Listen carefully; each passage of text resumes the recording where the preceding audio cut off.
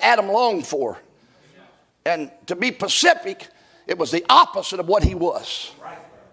And God didn't switch them natures up and give Adam the feminine and give that woman the masculine. No, he kept the masculine, the man, the feminine, the woman. And then brought them together in a union to reflect. Way back on the Garden of Eden, a mystery was being reflected, and it was the great mystery concerning Christ and his church. Amen. We're going to get into this. So Adam had all those things. So God, when he gave the man a wife, he didn't put him to sleep and do a foot operation. Right. Amen, brother. So he wasn't pulling something out that he would make a doormat to that man. Come on, sisters. But he also didn't go up here in his head or his neck and pull a bone out so that she would turn him and dictate him. Because technically he took it from the side to mean the closest thing to his heart, and before that fall they were one in creation. Co-equal before the fall ever happened. He never became her ruler until the fall happened. But prior to that, they was co-equal there in the Garden of Eden. The man and his wife. But then we think that God would give, I'll just say it like Brother Branham said. We believe that these sisters are our darlings. She's a darling to a man, a helpmate. We think it's the greatest gift that God could give us outside of salvation, ever could give a man, is a good wife. Then we think of the fall, and we won't go too deep into it, but I can't think of, for a second, of that love.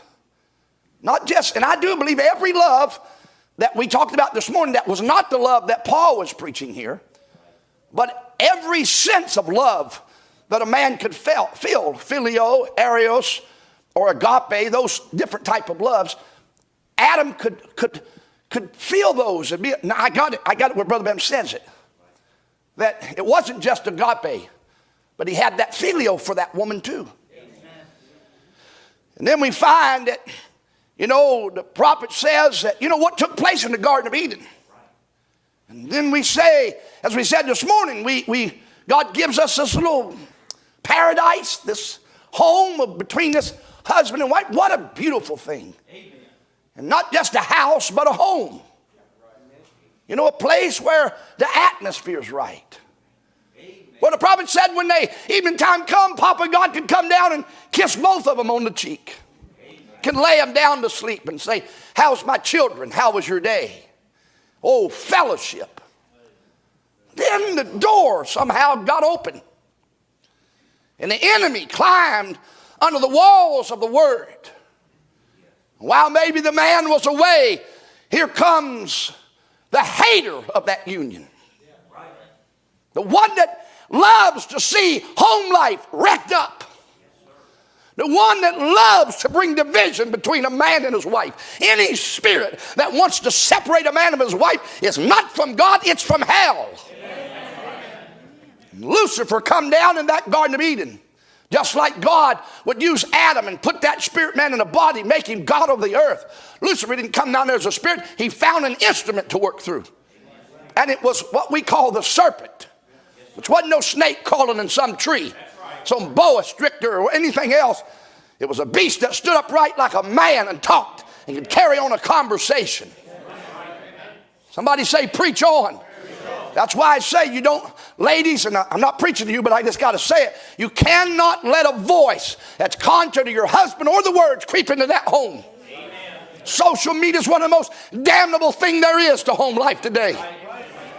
But you don't, what I'm telling you is don't open that door.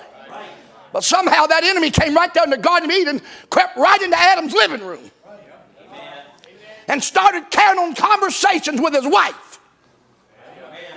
Now I could stop here and preach a while, but I won't because it's not my message. But I'm just telling you, you cannot let voices contrary to the word have influence in your life and in your home. You men agree with that? You sisters agree with that? You brothers can't go flirting around with it. That's right. God gave you her. She's your friend. She's your best friend. She's your darling.